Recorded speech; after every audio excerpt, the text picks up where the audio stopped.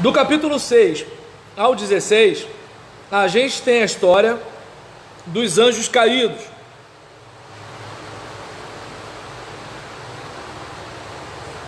Você pode reparar que você não vê no Antigo Testamento aquela leva de espírito imundo, de demônios se manifestando. Você pode reparar.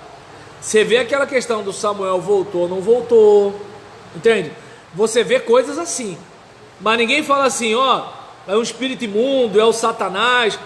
Por quê? Porque eles não tinham na cosmovisão dele essa ideia do demoníaco construída como você vê no Novo Testamento. Não sei se dá para perceber isso, porque se é um cara do Novo Testamento vendo o negócio de Samuel subir ou Samuel descer, fala: Saul, mete o pé daí, cara, está errado, ó, isso não é Deus não, hein, não é Samuel não, Samuel tá lá em cima tocando harpa, pulando nuvem de algodão, sai fora. Então o que acontece? Mas no Antigo Testamento não há essa construção. E aí, por exemplo, você verifica a influência do livro de Enoque. Mas vamos lá. Supõe-se que originalmente 3 constituía um livro separado, embora agora unido a uma unidade maior, a saber, primeiro Enoque. Nisso, temos uma tentativa de explicar como o mal veio a existir. O ensino consiste essencialmente em elaborações daquilo que é apenas sugerido em Gênesis capítulo 6, versículo 2. Não sei se vocês lembram. Os filhos de Deus, que, de acordo com Jó, filho de Deus, possivelmente é anjo, casam com as filhas dos homens. Eu lembro que quando eu fui perguntar isso para o meu pastor, já tem mais ou menos, acho que uns 25 anos isso. Primeiro a veia do pastor saltou aqui. Ele ficou meio chateado de eu perguntar um negócio desse. É engraçado que, por exemplo, para quem está acostumado com pastor hoje, pensa que pastor é tipo Wagner. Não, nem sempre foi assim. Quando a terra ainda era jovem, maluco, o negócio era sério, entendeu? Aí a veia saltou aqui, entendeu? E filho de Deus é descendência de Sete, mas um pouquinho o cara estava batendo na mesa. Aí eu, amigo, só fiz uma pergunta. Por quê? Porque a testemunha de Jeová ia na minha porta e dizia que filho de Deus era anjo. Aí hoje eu olho para o nosso contexto e eu fico pensando o seguinte: eu preciso essa possibilidade de interpretação com o testemunho de Jeová? Tem gente que, por exemplo, me critica achando que eu me exponho demais, falando algumas coisas que, assim, o que eu converso com vocês sobre teologia está aqui no Facebook. Por quê? Porque eu não quero que aconteça com outras pessoas o que aconteceu comigo. Entende? A questão de manuscritos mais antigos, né, e tal. Eu descobri isso estudando com o testemunho de Jeová, eu não descobri isso com a minha igreja. Aí eu olho para a situação, gente, pelo amor de Deus. Não adianta, você vai ficar falando para o seu filho: não, o neném veio da cegonha, o neném veio da cegonha. Aí o teu filho de 5 anos fala assim: mostre-me seu líder. Não vai entender? Porque, pelo amor de Deus, rapaz, entende como é que é o negócio? Mas vamos lá. E aí, nesse caso, os filhos de Deus, de acordo com o livro de Enoque, né, os anjos casam com as filhas. Acontecer muitas coisas interessantes. E, em primeiro lugar, os deuses, ou seja, anjos, ensinam aos homens muitas artes, habilidades e conhecimentos: a astrologia, a mágica, a metalurgia, a cosmetologia. Olha aí, a mulherada ficando mais bonita depois da conversa com os anjos aí. Aí, nesse caso, são algumas das questões ensinadas. Todavia, esse ensino é acompanhado por certas coisas desagradáveis. Então a gente percebe que, assim, essa narrativa é um jeito de explicar a realidade. Hoje a gente pode descer a madeira em cima do negócio, mas era o jeito que eles tinham de explicar. A gente hoje faz o quê? Bilhões de anos, luz, não sei o que lá, um asteroide, a estrela explodiu, o gás, aí subiram o anfíbio, depois o macaco, né, King Kong e tal, não sei o que lá, e aí a gente teve a planta, o feijão, a ervilha de Darwin, e não sei o que lá, genótipo, fenótipo, e tal, não sei o que lá, e aí a gente tá aí, pronto, acabou, né? E agora, por exemplo, houve um tempo que a explicação não era desse jeito. A questão é: pai, Por que a gente é assim? Sente-se, jovem. Vou te contar uma história. Era uma vez, e aí começou. Continuando aqui. Além dessas coisas aí, né? A mulherada ficando mais bonita, a metalurgia, os caras já sabem fazer espada, faca e fazer um monte de coisa. Vamos ver as coisas desagradáveis. Da união entre anjos e mulheres, nascem monstros sobre-humanos. Olha aí. E estes ficam matando animais e homens, bebendo o sangue deles e devorando-se mutuamente. Aí dá um filme, né? Estilo Senhor dos Anéis, velho. Aí, se eu tivesse dinheiro, eu faria um filme. Isso aqui é maneiro. Aí, nesse caso, continuando aqui, as coisas chegam a um ponto que há intervenção divina e os monstros são mortos. Porém, isso não põe fim à história. Enoque aprende, mediante revelação, que os espíritos dos monstros permanecem ativos e que continuarão perseguindo a humanidade até o juízo final. E isso seria a explicação da origem dos demônios. Porque você deve lembrar que Deus destrói tudo depois da mistura. Lembra? Dos filhos de Deus com as filhas dos homens. Não sei se você lembra disso. Aí vem o dilúvio, morre geral. Mas o que o espírito dos camaradas fazem? Adeus, amor, eu vou partir, né? E aí, tchau, neném, tchau, amor. E aí os caras começam a subir igual o Gasparzinho e eles começam a vagar aí por esse mundo. De onde vem Satanás? De rodear a terra, entendeu? E aí nesse caso, continuando aqui, dessa sessão originam-se várias ideias teológicas que exerceram imensa influência sobre os séculos que se seguiram. O problema do mal recebe uma explicação rudimentar. O dualismo explica esse problema. Existem forças boas e forças más. Deus não é a causa do mal. Há um poderoso reino inimigo que luta contra os retos. Mas, finalmente, o bem vencerá. Não temos nisso aquele dualismo puro, que do mal, mas apenas um dualismo temporário. O mal prevalecerá por algum tempo, mas chegará ao fim em algum tempo, num futuro distante. E aí você olha, por exemplo, imagina, a pessoa está passando um perrengue, está passando um sufoco, e aí alguém chega para ela, lê um texto como esse. Isso, de certa forma, é um conforto. Como assim? Não vai ser para sempre isso aqui. Então, eu não vou entrar no mérito se é mentira, se é verdade, se é mito, se é religião, se é isso ou se é aquilo. Mas a questão é de algo que nasce no chão de fábrica. O povo está sofrendo e elabora uma redação. E isso, por exemplo, aconteceu também com os textos sagrados. A diferença é que os textos sagrados foram reconhecidos como sagrados. Você deve lembrar quando Pedro fala que uns malandros aí se aproveitam do texto de Paulo, que é um texto meio complicado, né? Olha os anjos olhando o cabelo das mulheres, entendeu? Então o que acontece? Pô, tem um malandro aí que aproveita que o texto de Paulo é complicado de entender e eles usam essa complicação para pregar uns negócios que não tem nada a ver. Ô moço, o que Paulo está dizendo aqui? Ó, o que Paulo está dizendo aqui é isso, isso, isso e isso. Tem certeza? O senhor está dizendo. Então, ou seja, Pedro reconhece que o texto de Paulo é escritura sagrada. O próprio Paulo fala, toda escritura é divinamente inspirada. Ou seja, Paulo reconhece que textos do Antigo Testamento são inspirados. Então a gente, por exemplo, vai reparar aqui que existem aqueles que são colecionados e são canonizados.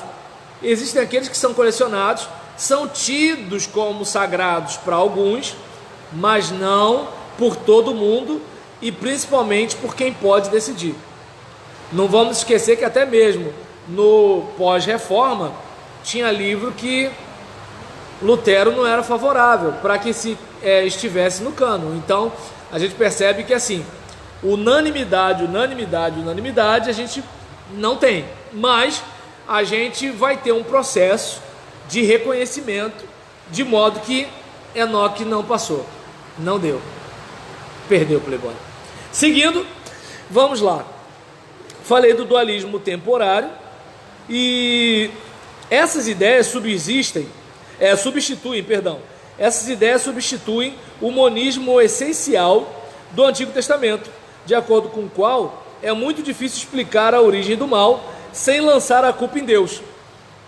Tanto que o próprio Deus, na palavra do profeta, ele faz as trevas e cria o mal, certo? E no caso de Jó, a gente verifica que assim, Jó entendia que foi Deus, Jó não entendia que foi o Satanás. Então, só para a gente ficar ligado nisso daí. Continuando aqui o nosso raciocínio, o calvinismo tem incorrido no erro de tentar preservar o monismo, né? Que a ideia, né, do calvinismo bota tudo dentro de um decreto. Então é aquele caso, Deus, né, já determinou, Deus já decretou e tudo tal. E eu estava falando até com alguns colegas meus, né? Um amigo falou que o meu jeito de pregar é motivacional cristocêntrico. Outro falou que eu uso a teologia do coach, né? Eu falei assim, filhão, não dá para ficar pregando cultura eurocêntrica, não. Seus amigos, cara? Amigo. Inimigo eu não sei, entendeu? Mas os amigos falaram isso, entendeu? E aí acontece, eu falei, olha só, meu povo pisa chão de barro, a gente é desassistido pela saúde pública, entende? Os políticos só estão legislando em causa própria, né? O judiciário está querendo julgar vídeo do Bolsonaro, e assim, e a gente com um monte de gente com problema de saúde aí, problema financeiro, causa na justiça, esperando instância, mais instância, mais instância. Tanta gente que foi presa por engano, ou o cara foi preso de bucha, né? Alguém tem que ser preso. E aí você mostra a câmera, mostra isso, mostra aquilo outro, e o cara não sai, entendeu? Só o que tem a sorte de ter a matéria divulgada na televisão, e aí politicamente a gente tem que dar uma resposta para a mídia. Então, nesse mundo que eu vivo, não dá para ficar assim, olha, Deus quis assim, Deus quis assim, Deus quis assim, não dá, não dá. É bonito isso na Europa, é bonito isso na Suíça, agora aqui, não. Maligno. Entende? O homem é mau, sim. Do que se queixe? Do que se queixa o homem senão dos seus próprios pecados? A gente vota errado, os políticos prometem e não cumprem, né? O crime não compensa, só no filme do Batman e Robin. Então o que acontece? E do antigo, porque o de hoje não fala mais. Então eu não sei se dá para perceber que assim, vivemos nesse, como disse Renato Russo, num mundo doente. Então o que eu falo, por exemplo, quando eu falo para a molecada, ó, pastor, como é que a gente faz? Porque a tentação, a pressão, não sei o que lá. Falo, filhão, é simples você parar de pensar em sexo. Pensa o seguinte, você quer ficar morando no quartinho dos fundos da casa da tua sogra? Você quer ficar escutando ela falar que bom era o outro genro e não você? Porque você não tem dinheiro, porque você não tem trabalho, porque você não tem formação, porque você não tem nada? É isso que você quer? Legal, você pode ser o cara descolado na escola, você vai catar todas as garotinhas da escola. Mas amanhã, quando precisar de repente tratar do dente e não tiver um dinheiro, como é que vai ser? Imagina, você hoje, legal, você anda de motinha, sem placa, sem nada, sem capacete, aí você bate com a cabeça no poste, fica lá acamado. Quem vai cuidar de você? Porque tua mãe vai morrer uma hora. Quem vai cuidar de você? É isso que você quer? Esse é o futuro que você quer para você? Então vamos fazer um negócio? Deixa esse negócio de ficar pensando na perna das meninas e começa a cuidar do teu futuro. Depois você vai ter perna para a vida toda, mas agora, quer broxante melhor do que esse? Não dá pra ficar assim, porque o Satanás, não, é o papo reto, velho. Para as meninas eu falo logo, ó, o bacuri não fica no bucho do cara, fica no seu. Quer sair? Ué, eu vou falar o que, Ana Paula? Tá deixando os adolescentes. Se eu for falar do diabo, não funciona. Não dá certo. Jesus vai ficar triste com você. Não adianta. Não adianta. Tem que mandar o papo reto, ó. Sabe por que isso é pecado? É pecado por causa disso. Esquece o pecado, pensa no disso. Tu quer isso pra você? Então vai. Entende? Que nem eu malhando, aí tá um colega comigo, aí passou uma menina daquela, né? Aí ele falou assim, isso é que é perdição. Meu Deus. Aí eu cheguei pra... Não imagina não, gente. Aí o que acontece? Aí, por exemplo... Não, eu falei não imagina não, gente. Eu falei gente. Aí nesse caso, imagina, eu dei nome de alguém.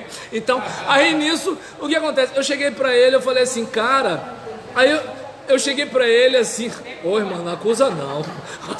Aí, é mole. Aí eu cheguei, né? Aí, não acusa também não.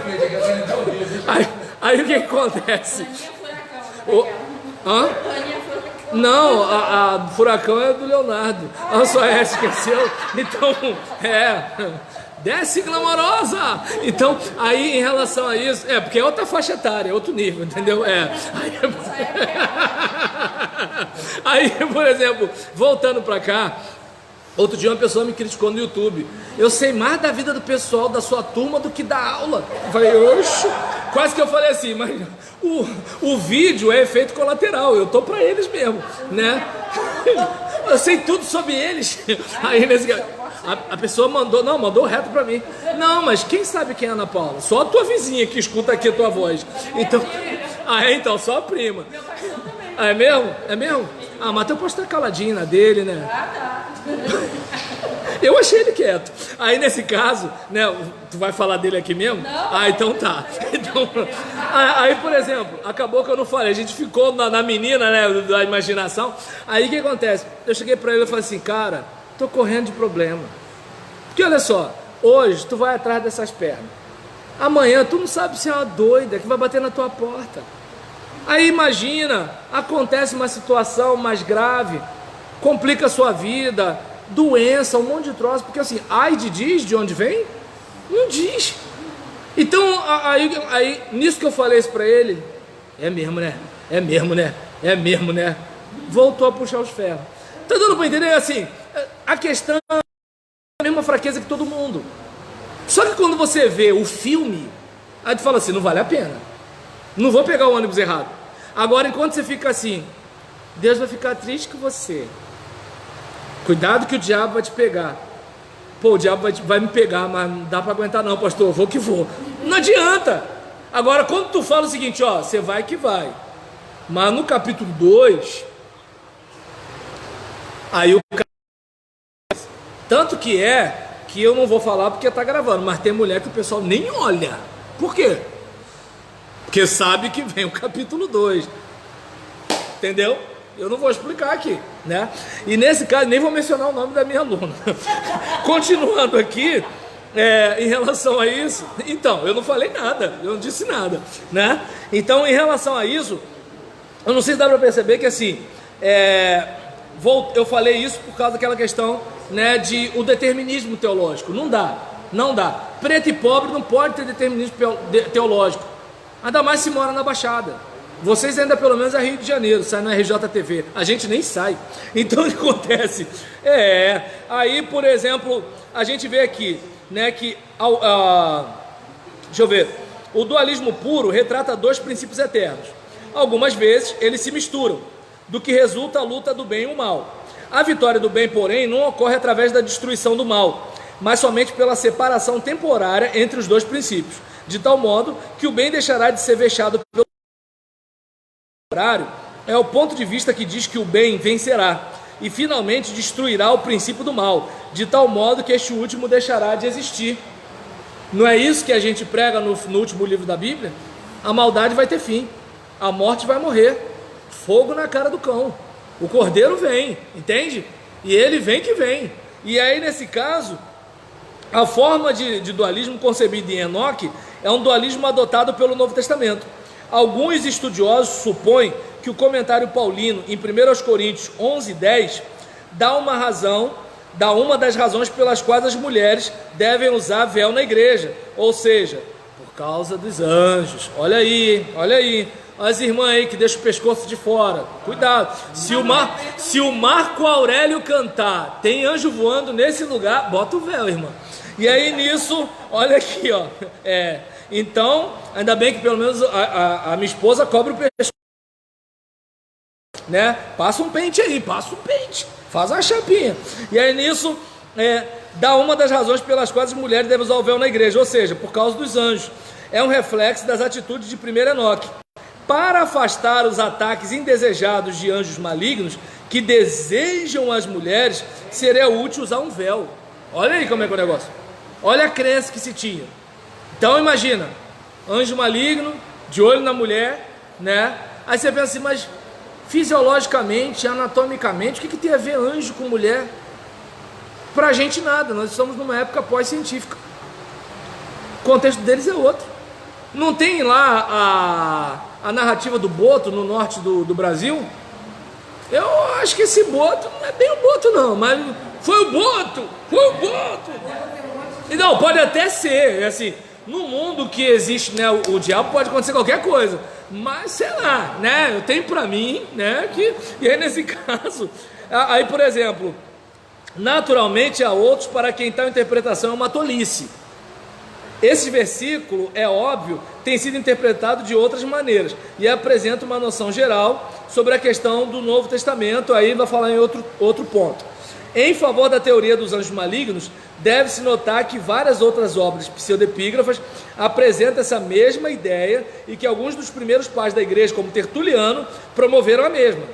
Seja como for, a ideia tornou-se generalizada, sendo bem aceita na igreja antiga, embora uma ideia mais comum seja que os anjos bons observam os locais, mostrando-se zelosos por esta boa ordem, pelo que, com toda a propriedade e decência, as mulheres deveriam cobrir-se com véu.